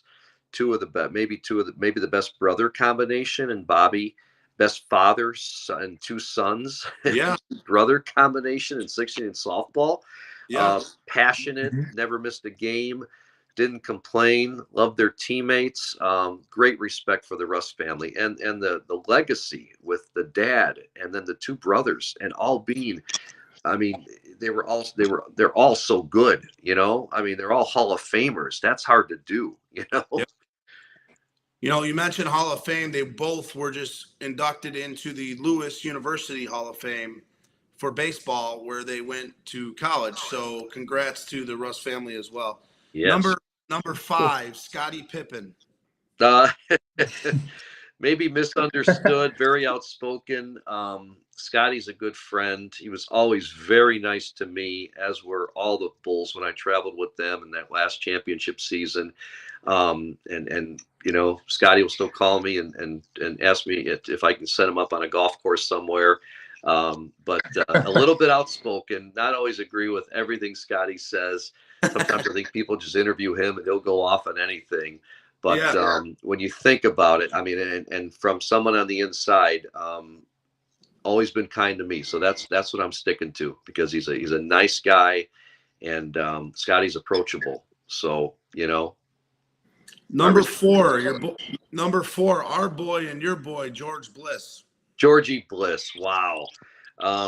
He is so passionate about softball and everything he does. I asked George to come to a pancreatic cancer event on Sunday. I asked him about 2 months ago. Maybe forgot to remind him, and who was there on Sunday? George Bliss. He's that kind of guy, a true friend who the softball world owes a lot to, because he's passionate. He's resourceful. He remembers everything. You know, by the way, Sports Channel gave me, they called me one day, Greg Bowman, who was in charge of, he was a program director for 30 years. And he said, Steve, they're cleaning out these old tapes, and these are all Super 16 games. What do I do with them? And the first guy I called was George Bliss. I said, George, help me out here. I'll take these tapes. I'm going to go pick them up, or they sent them to me. But where do they go? And he goes, I'll take them, and I'll make sure they get in the right place, and we'll put them on YouTube, and we'll take them to the Hall of Fame. And, you know, so the softball world in Chicago owes George Bliss an awful lot. He continues too. He has a passion for it, and great family, but he knows everybody, but is well known in the softball community as anybody. So at this point, we always stop before the top 3. Donnie, I don't know if you want to get to the comments. I see the comments been exploding. I've seen a ton of people jumping on. And before you get there, Ace Rogers, Rich Rizzo, Chip, welcome to the show. Paul Rowan's back on. Nick McKenney's back on. Randy Russ, Randy Nelson, Bobby Ronald, and there's a handful of about 20 other people. But right over to you, Donnie. Let me mention Brian Fry says a lot of excellent families in softball. He mentioned the Filkins family. Rich Rizzo says the Dozen family is another really good one. Here's a pretty cool comment from Tim Dalton. He says, Rich Melman, excited to say he is sponsoring his first 12-inch team with Alliance with the help of Davey Rule, and my team includes 16-inch players, Tom Lentine Sr., Tommy Matea, Jeff Folgers, and myself, all for the great cause of Parkinson's awareness and educating people about it. So Rich Melman getting back into the swing of things with sponsoring, and like you said, he deserves a great praise, and I'm sure he'll get plenty of that with doing that. Tommy Lentine too. You bring up some great. I love hearing the old names, and I see these guys the Hall of Fame dinner and everything. But that is awesome to hear. It really is. Yep. So, and you know, how about Frank Mione and his wife? I think we're the first husband wife ever in this Hall of Fame. Yes. You know. I think so. Yes, I think they are the first. I think you are. I mean, that's incredible. That's incredible. and That's we really lost cool. Frank. I know, but you know, him and his wife just wonderful people, and that it's really cool to have a husband-wife team in the Hall of Fame. Absolutely. So we're gonna get back to the top three. Okay. Rapid fire. Number 3 is somebody that I think is probably the craziest individual who's been in Chicago in many years, Dennis Rodman. Oh, you know what? The most introverted guy you've ever run into. I mean, and yet, I mean, here's a guy that would wear a wedding dress on Madison Avenue in New York, right? And yet, when he was on the Bulls team bus with us, um, he wouldn't sit with his teammates. Not that he was disrespectful to his teammates, but almost that introverted, you know, didn't want to mix with his teammates, even though he was a good teammate. And I think Michael threatened him, but, you know, it would be the coaches in the front. And I was on every bus trip, every bus ride, every plane ride, every hotel with that last championship team with the Bulls. Coaches would sit in front. We had, you know, maybe 5 broadcasters, Tom Dorr, Johnny Red Kerr, Wayne Larrabee, myself, John Paxson, and Neil Funk doing radio. And Dennis would kind of sit with us. I remember I sat with Dennis on a 3-hour bus ride. Phil Jackson decided one trip. We were in Philadelphia. We played the 76ers. We were going to go play the Knicks, and we had a Friday off in between games. And we usually fly to the next thing. You say, you know, we have a full day off. Let's take a bus ride through Philadelphia and through up, you know, on the East Coast. And I end up sitting next to Dennis Rodman for 3 hours. I'm like, what am I going to talk about? You know, hey, Dennis, check out the cows on the side here, you know.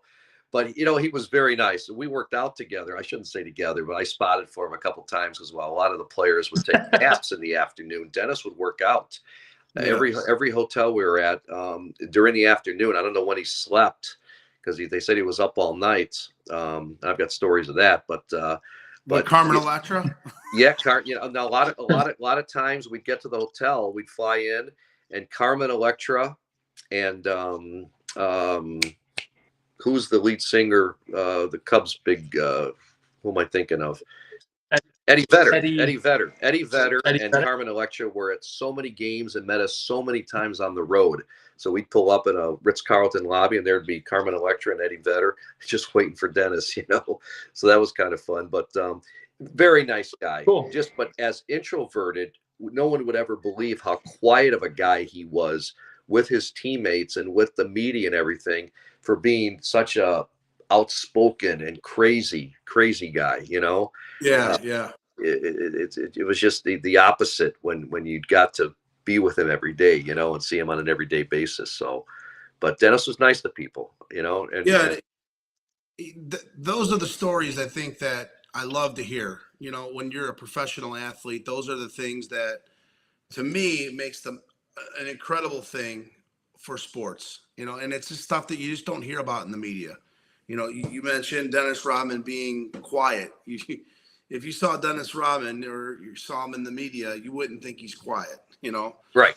So, And they also say, another story there, Jimmy. I Yeah. remember, and I remember this was happening. He didn't want anyone to know, but he every time he went to Boston, I guess he would literally buy out the Toys R Us store and make sure all those toys were delivered to a local Boston hospital. I mean, didn't want it publicized. If you'd ask Right. Dennis, we talk about this. No, I don't want anyone to know. I do that on my own. I mean, who does that? That's unbelievable, you know. And Michael's made some incredible contributions to Make-A-Wish, and Jerry Reinsdorf does a lot of that. He saves a lot of people from trouble and his employees. He's very, very loyal, and he will take care of people financially and never want a word written about it. So those are some of the neat stories people don't know about, for Awesome. guys who may not get a lot of positive attention, you know. Yeah, no, incredible stories. So number 2, Yep. I literally took an absolute leap on this one. The reason why, I feel in the TV days, he was a younger player, but he was an up and coming superstar. He's been on our show. He's someone I feel in the 16-inch softball world, pretty much everybody knows who he is, and that's Jeff Berger. Yes, Jeff Berger. Wow. I think when we were talking about Melman, You know, that name came up. And I'm trying to think back. If we go back 30 years, I never got to know Jeff that well personally, Right. but what a talented softball player, Right. you know, and always just his name would always surface as a guy that came through when you needed the big RBI, the big out, right, in the field. Just a talented guy that looked like a normal guy, right? Did he look like a great athlete? No, No. but he was. I mean, he was a great 16-inch softball player, you know, and just got it done in the clutch. That's what I remember about Jeff Berger. You know, these big games, big time games, when it was Randy Russ and Bobby Russ, and it was Berger as well. And that's what I remember about Jeff Berger being so clutch. Yeah, you hit it right on the head. I think he's been somebody who's, I've looked up to, because when I was a younger kid, he was playing the major game. He's from my hometown, things like that, where our families were close. I brought Jeff in the top three too, because he is a golfer, and he's an incredible golfer inside 150 yards. He's one of the best. So that I've played or heard about, and he is incredible with his irons. So maybe that's someone that you need to connect with, Steve, in the outside world. So, but number one, I mean, it's on Cousin Donnie's shirt. Number one is the GOAT. I mean, I don't care what they say about LeBron James or any of these guys now playing in the NBA. There was no one that wanted to win more than that man. There was no one that was more exciting to watch. Tiger was the closest thing to Michael Jordan that I ever watched, with that excitement where you're rooting for him so much. When you see greatness, you just know what greatness is. It's just a different element. Michael Jordan. Yeah, and what stands out, I think about this. You talk about different eras and athletes. When these guys are taking these rest days, and LeBron taking a day off, even though the game's on national TV. And I mean, it seems like LeBron maybe plays 40, 50 games a year, and he takes 20 or 30 off, right? With Michael Jordan, I think he played 82 games his last 3 years in a row with the Bulls. 82 games. Yeah. And I mean, I'd see this guy on the plane and buses, and his feet were bloodied. He'd tell you that, I mean, he was so worn out, especially the end of that 98 season. But I remember he always said this. He said, because remember when the Bulls travel to the Western Conference teams, they only go there once. You only go to Denver once, Sacramento once, Clippers and Lakers once, all these teams out west, Utah. You only go there once during the season. And Michael never wanted to let those fans down. I don't care if he was sick, if he was injured, if he needed a rest day, he would say, you know what, there might be a kid in the audience whose parents saved up all year, or that was their Christmas present, to go watch us play, and really to watch him play. And he didn't want to let those people down. So he would play every single game. I mean, is there a bigger honor than that, that he gives to the NBA fan? You don't see that today. You don't see it with any athlete. No. Right? No. They'll take their rest days, and if they don't feel like playing, they'll make an excuse. Michael refused to sit out, no matter what he did. Yeah. That is a lot different from a lot of the athletes now, for sure. I mean, you hear about the superstars. I mean, you got kids that come in from other countries to watch people play, and they're not playing. They simply need a rest day. So that's a great point that you make about Mike. And you talk about the bloody feet, and everyone knows how popular his shoes were. They probably weren't even the best for basketball at that time, and they've been so developed now. But I mean, crazy stories. And we've all watched The Last Dance. We've all got to experience, that lifestyle that they had. And it's cool that you mentioned that. I like that you bring that up about him not sitting any games, because it's way different now. I'll tell you a great story. We were on the plane. Do you remember 1998, the Bulls played the Knicks, and Nike asked Michael to wear the original Air Jordan shoe, the first ever shoe? Yeah. All right. He wore the shoe. I don't know where they got it from. They found his size. They remade it. I don't think they remade it, though, because that's part of the story. And he scored, 40-something points. We beat the Knicks. It was on a Sunday afternoon. We're on the plane about to take off back to Chicago, And I said to Michael, I said, how'd you like that wearing that shoe that, it was the Air Jordan 1. And this was 1998. So, was it the 13th edition or whatever? Back 13, 15 years. And he looks at me, goes, I don't care what Nike says or pays me. I will never do that again. He says, my feet are so blistered and bloodied right now. And I think he might have on the plane put his feet in a bucket of ice or was icing them the whole way home. But I'll never forget that. He goes, I said, well, they're making a better shoe now. He goes, damn right they are. He goes, I can't believe I wore those back my rookie year. He said, I will never do that again, because it was a publicity stunt, Yeah. And then Nike said, for what we're paying you, we want you to wear these original Air Jordans. And I had that conversation with him on the plane ride home, and it was funny. I'll never forget that. We had a lot of those little conversations, which was pretty cool. So I know that it's not about 16-inch softball, but Michael Jordan was a big 16-inch softball guy. He's played in a lot of those celebrity games. We have pictures and so on with him. In that last dance, when you watch those episodes back, you lived it, right? You were there. What is something that maybe you want to share with us that you feel like, you know what, they did not do a great job of that? Well, I thought it was a great series. I loved every minute of it. And I remember those guys being on the plane with us, in the hotel with us, in the locker room with us. And I, one guy was Mario, another guy was Jimmy, and these guys, there was like three guys, photographer, a producer, and a sound guy. And they didn't get on every plane flight, but a number of them. And I'm like, what are you guys doing? They're like, oh, someday we might make a documentary. We don't know. This is NBA entertainment, but we're doing all this stuff. And sure enough, 20 years later, they came out with The Last Dance, right? It's the best time. But it was a perfect time because COVID, and people were dying for a story, and so they rushed it because they were trying to do it during the NBA Finals in June, and they rushed it to April because it was just a time where people needed something on TV. So, but it was more of a biopic on Michael. And between us, I heard from some inside sources that Michael got paid and Phil Jackson got paid some good money. But I hate to take away from it because it was such a great series, in my opinion. But I know Scottie Pippen was hurt by it.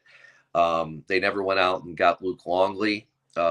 They asked Luke to come to the States because they didn't want to fly out to Australia to interview Luke. So Luke had no part of it. And I know that hurt him a lot.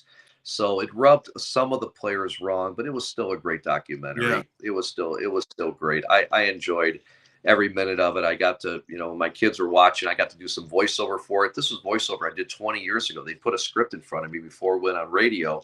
They said, can you read this? Tonight, Game 5 of the NBA Finals as the Bulls take on the Utah Jazz, Right. And I would do that. And I'm like, what's this for? And they're like, oh, you know what? We may use it someday. And so in the Last Dance, I heard my, the script that I did 20 years ago, that they put in front of me. So that was just some cool stuff. So I thought it was great. I enjoyed it a lot. And it was a real, Michael was, pretty incredible, the way they got him to open up about a lot of things and the Isaiah Thomas feud and everything. And, I really enjoyed it. I was so fortunate to be able to share that with my boys. My wife lived through it, but to share with my boys, because they always heard these Michael Jordan stories and what were the Bulls like during the 90s and that last championship season, and to share that with them was really special. So, Steve, I personally have one more question before I get to the last question that I ask every guest on the show. Okay. The question that comes to mind with me in the Bulls and the 6 championships, what was I guess you want to say the biggest championship that they just went out and they just had a blast? Because I'm assuming you were at some of the after parties. I'm assuming that you were a part of a lot of what went on during those championship runs. And let's face it, they would have won 8 in a row if Jordan didn't step away. We all know that. So the thing that I want to really hear is just something that, obviously, please, if you don't want to share, don't share. But what is something that was like an incredible moment at one of those after parties? I think the 72-10 team that was maybe one of the most special teams because they knew they made history and greatest team ever with that record. That jumps out at me. But what I think about winning the third championship and then the sixth championship, so championships 3 and 6, because I was there with them and on the plane ride home for that sixth championship, and it was a relief, how they ever got past Indiana in Game 7 of the Eastern Conference Finals. That could have went either way. Those games in Indianapolis were crazy. Yeah. And, they were so good. And beating Larry Bird, who was the head coach of the Pacers, and Rick Carlisle, his assistant, and they were such a rivalry. But it was such a relief to these guys. Michael was worn out, Scotty was worn out. Dennis was, they were all just worn out. It was such a relief. And to come to that reality that they went to 6 NBA finals and won all 6. Are you kidding me? That's just, it's absolutely remarkable. And a lot of little things have to happen for that. A lot of luck, calls going your way, Michael staying healthy for the, and Scotty, and they never suffered the big injury. And Dennis, they suffered injury. Remember, we started the season, we went to Paris and Michael was there, but Scotty and Dennis weren't. They were hurt and didn't join the team yet that season. So Michael did it by himself to win the McDonald's Championship in Paris in October, where the season started, to wind up in the middle of June. How many months later, winning that NBA championship? That's what I remember. It was just such a relief. Like, I can't believe we did this again, and what a way to go out, because we kind of knew that it was going to be the last dance, because Phil Jackson wanted to go on a sabbatical. Jerry Krause and him were feuding. I think Phil wanted Jerry's job, and Jerry knew it and said, "This is your last hurrah, no matter what." And Phil said, "Fine, we'll use it against you," or whatever. But but to go out that way was really cool. And I'll give you one more fun story. So we're flying home. Okay, we were going to stay overnight, and we were at a hotel. And Michael had a piano in his suite, and I was up there, and he was playing the piano. You might see some video of that, which was kind of fun. And all of a sudden, we got the call, and they said, "All right, guys, you know what? Phil or Jerry, Jerry Krause, Jerry Reinsdorf, Phil Jackson, who's called, whatever, they're probably just Jerry or Jerry's." They said, "We're going home. We decided to go home. Let's go home tonight." So we didn't leave Utah till like 1 a.m, and it was like a 3-hour flight. Even though maybe we caught an hour back. So we're on the plane, and we were just about to descend back into Chicago, and we hit this air pocket. And I mean, the plane went like 100, I don't know what it was, 1,000 feet, 100 feet, whatever. It just took a big dip. And everyone just was like, "Hold on," because we were drinking champagne and having fun. And Michael had the trophy, the NBA championship trophy, in his seat next to him, and he always sat with Ron Harper and Scottie Pippen. They were playing cards, but just having a couple beers and having fun. But I remember, so the funny part of the story, I was sitting up in the middle of the plane with Luke Longley, Steve Kerr, Tony Kukoc, Bill Wennington, and Luke gets up from his seat, and he goes, "Wow," he goes, "If you guys think we're famous now, if this plane crashes, we're going to really be famous." That was one of my favorite lines. Yeah. So that's a story maybe never told, but one of my favorites. And that was a scary little thing. But yeah, we got to Chicago, and boy, what a great, everyone just a sigh of relief that you just won the championship, 5 hours ago. And you're on the ground safe. Yep. And you live. That's a really cool story. Thank you for sharing that with us. We appreciate it. Yeah, I don't know if anyone's ever told that story. I've never heard it. I've never heard it. That's really cool. Yeah, a lot of firsts on our show, Uncle Jimmy and Cousin Donnie. So, Donnie, do you have any other questions before I get to the last question, before we hand it over to Steve? That's it for me. Steve, before Jimmy gets into the last question, we just appreciate you coming on the show a lot. You've provided some really cool things for us, and people will watch this a couple times over now, and we provide all we appreciate you providing the entertainment with us tonight, and we look forward to talking to you in the future. So, Jimmy, roll on with your famous question, and Steve, we appreciate you very much. I love what you guys do, by the way. This is a great show, and you got a great audience. And I was not too familiar before, and now and I left the rumor mill in between seasons. That's really There you go. cool. That jumps out There at you me. go. That's cool. I like that. We do it You usually. guys cover it all. We do it right after the season ends, and we usually run that for about 7 or 8 weeks, depending on when that last we feel is kind of it dips off. But Yeah. so Steve, we ask every guest on our show. It's obviously tailored about softball, but what we ask is if you were to bring something for your sake into the game of softball today to change it or make it better, the game of 16-inch softball, what would it be? Boy, oh boy. I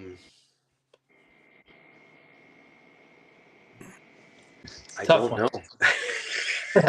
What would it Okay. be? The game of 16 in softball. We It's won't hold great it the way against it's great the way it Yeah. is. I don't know if it would need any changes. You know what I'd like to see though? I think the game could be played year round, and if you found a dome, that you could play 16 softball in, and you probably could. More showcases. Yeah. I wish there was more publicity where some of these Hall of Fame players are playing. And if you could play it year round or have a good winter classic or something indoors. That's Chicago would love it. The beer, beer and the Chicago food and bring out the best softball players we could watch in a neutral environment, where it wasn't bad weather and something to do in the middle of winter. I'd love to see it, so I'm going to throw that out there. Well, knowing you guys, you're going to get that done for me. So, well, we actually, you're going to be very surprised by this. You already got a plan. So in October, we just recently opened a dome for the GoPro Sports Dome in Shorewood, and I'm attaching a bar right now to the GoPro Sports Dome. So Donnie and I've had my Hex team out there practicing all winter long, and then we brought the signature squad out, and we played games all winter long in the dome. We've had 3 tournaments in the dome. Okay, so, you already do it. I wasn't aware. So there you go. That's what I would love to see. It would be great in the middle of winter. Jimmy's dome. So where is the GoPro dome? My son plays Rhino. My son plays Rhino baseball. Oh yeah, travel team. Rhino's one of our competitors. We're the GoPro.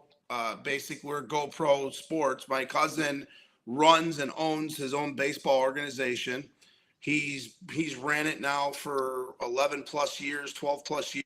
Wow. And we just recently opened the dome in October in Shorewood, which is 52 and County Line Road. Man, is Steve Birkin will really love us today, huh, Donnie? So we opened it there, and we've been going since October. It's been an incredible thing. We've hosted 16 and softball tournaments. We host kids baseball every weekend. There's a tournament almost every weekend in the dome, and we're probably within 45 days of opening the bar. I am going to have 2 very high-end golf simulators, which is top-of-the-line simulators in the facility as well, in the building side, not in the dome side. So I'll have a room strictly for golf in that bar. I'll also have about 100 to 125 seat capacity bar, which will be able to hold well over 150 to 200 people in the establishment. So it's called Papa Magoo's Sports Grill on Facebook, and then on social media and other things that I really haven't started yet, but we're getting there.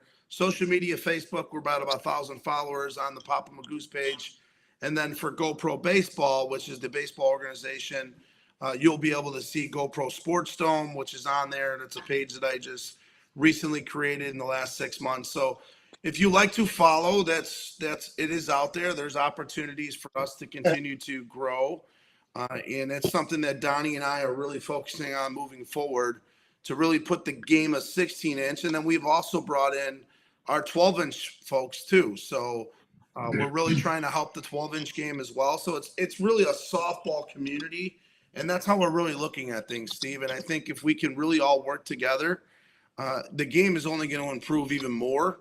And that's why I really asked that question, right? We asked that last question to really hear the different opinions. And honestly, you're the first one to ever mention what you mentioned on all our shows. So I think we get a different answer every week. It's pretty amazing. That's great. Yeah, as I said, I'd love, there's not not a ton to do in the middle of winter, and you don't want to go outside, and I'm a fickle, weather guy, and if you can come in a controlled environment and then watch 16 in softball, it deserves to go year round. I think it's great. Yeah, no. So Steve, I can't thank you enough for this show. I can't thank you enough for taking your time out of your day. This is the part of the show that we have you ask a question to us. If there's no questions, we understand. But if there is a question, please shoot, and we'll be here to answer those questions and basically end the show. So over to you, Steve. Do you have any questions for myself or Donnie? Is there anything you guys don't do? You guys cover it all. My goodness. I mean, it's great to expose, get exposure from what you guys do. I mean, you cover it and everything. Are you involved? I'll tell you one question I was thinking of, because you guys brought it up and you had Paul Rowan on and everything. Do you feel good about the 16 Softball Hall of Fame? And are you able to go to the dinner and promote? I know you were promoting it today. Yeah.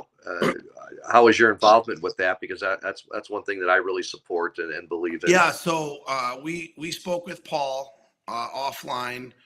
We really wanted to go to last year's show, but we really just kind of started our show. I've been to other Hall of Fame banquet dinners over the years. I've had a number of teammates been inducted.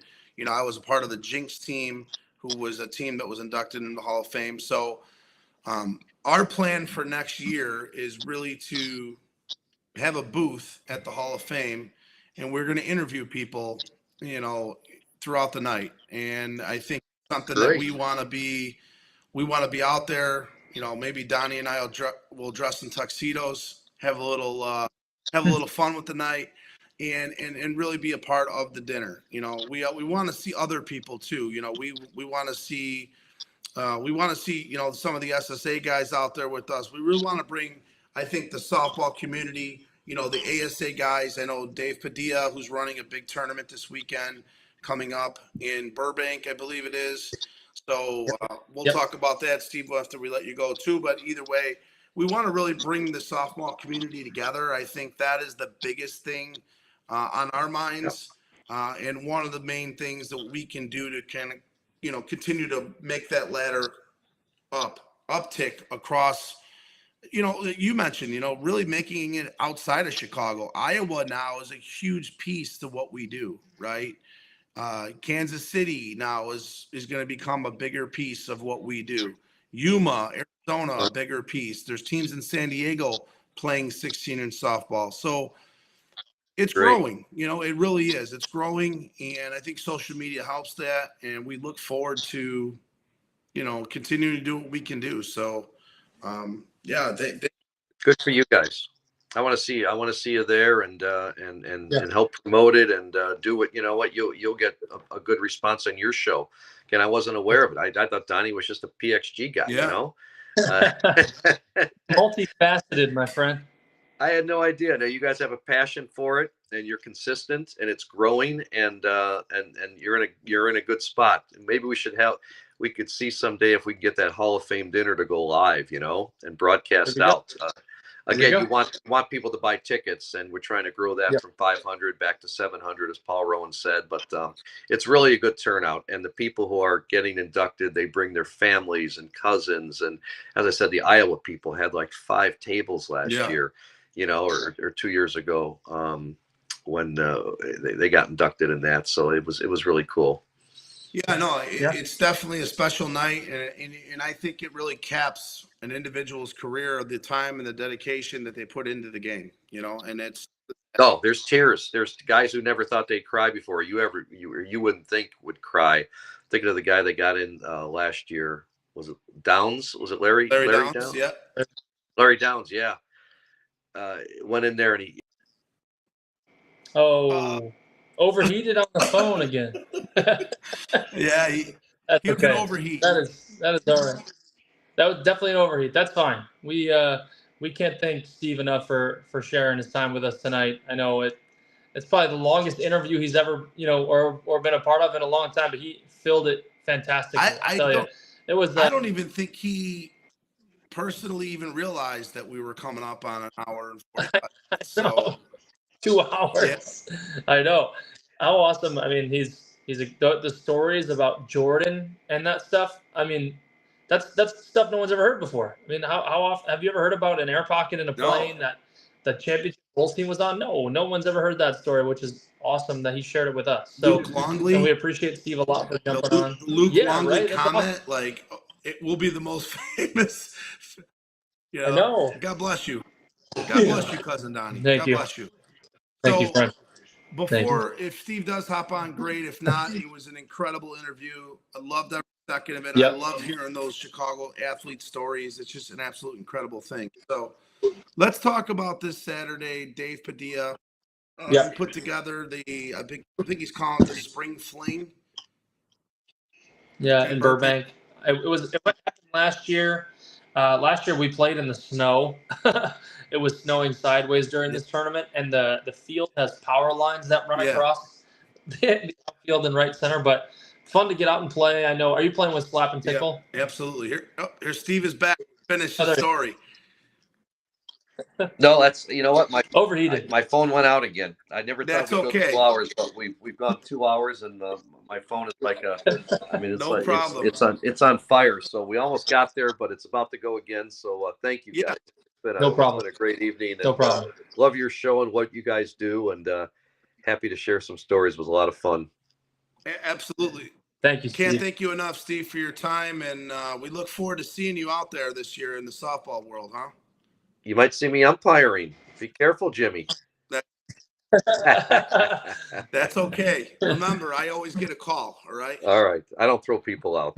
I just don't have it in me. Love it. Thank you so much, Steve. Thank you, guys. Thank you. All the best. Appreciate it. Bye. Take care. Thanks. So, what we were saying about Mr. Dave Padilla with the tournament, the Spring Fling, and he only took 12 teams to run a double elimination tournament in one day. So, I am playing with Slap and Tickle. I'll be out there for most of the day. I have to leave for a little bit, and then I'm going to go back. It works with the schedule. My son's got a baseball game, but, I will never miss that. So I'm going to head over there, coach that, head back for probably, if we get to the championship, head back for the championship. So it would be pretty cool. I know you guys also play at 9. You also play at 10. Yep. So maybe that window between 10 and 11 o'clock, or that window between 10 and noon, maybe you and I will get on camera and we'll live stream whatever we feel's the game that's the best going on at that time. So, as long as these tournaments are fun because it's open roster, you can pretty much pick up whoever you want. Our Stars and Stripes teams looks awesome. We're excited to be out there with those guys, and the Slap and Tickle team is always good. And you guys, put together a nice team for that, and it's right before Yuma, so you get the chance to kind of play with that team a little bit. I look forward to Saturday. It's a fun tournament, and as long as we know the majority of the players in the game, we'll provide an awesome commentary. So I look forward to doing it. We're going to go to Uncle Bub's after the tournament's over and hang out there for a little bit and talk to Zoe. Yep. So we've got a busy weekend ahead of us on the Uncle Jimmy Cousin Donnie. Yeah, I'm looking forward to getting over to Uncle Bud's. I really want to help Zoe. Just kind of promote his place. I know he's doing a tremendous job over there with that place from where it was to what it is now. So, we're looking forward to that. Obviously supporting the softball world, one of our fellow flashback gentlemen. So it's going to be an awesome time. And I think, as time goes on, we're going to do more and more of that this summer. Maybe we start doing bar reviews. We start doing other things, that we can get our paws into, on the social media platform. So my PC there we go. The screen just went out. My light went out. But yeah, I think a little bar review would be fun. I think that's a cool idea. But yeah, I look forward to seeing you on Saturday and then doing a game. And kind of providing some good commentary for the tournament that not a lot of people are at because there's only 12 teams, like you said. But in that tournament, you've got your really good teams, and then you've got teams that, you know, will face some of those really good teams and see how they kind of compete. Yeah. So pretty cool. I'm excited for Saturday. I look forward to it. You know, Donnie, it's going to be another fun-filled weekend. We had another fun-filled show tonight.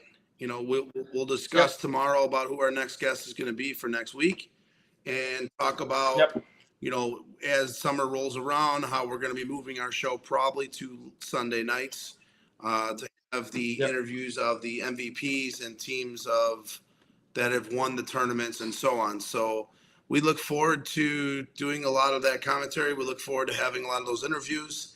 That being said, we appreciate everyone for jumping on again, following us all night long.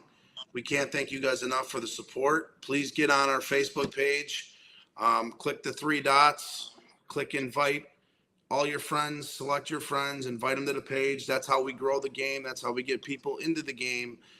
That's not a part of it today. So thank you guys all for that. Donnie? Yep. You have a good night. This is awesome, man. Thank you. And, yes, sir. You have yourself a rest of your Tuesday night, and we'll talk to you tomorrow probably. But thank you to the Beacon Tap for all the support as well. Head out to the Beacon Tap, and we'll talk to you guys next week. We'll see you on Saturday for a little live stream. But until then, guys, thank you very much for watching. We'll see you soon. Peace, my man.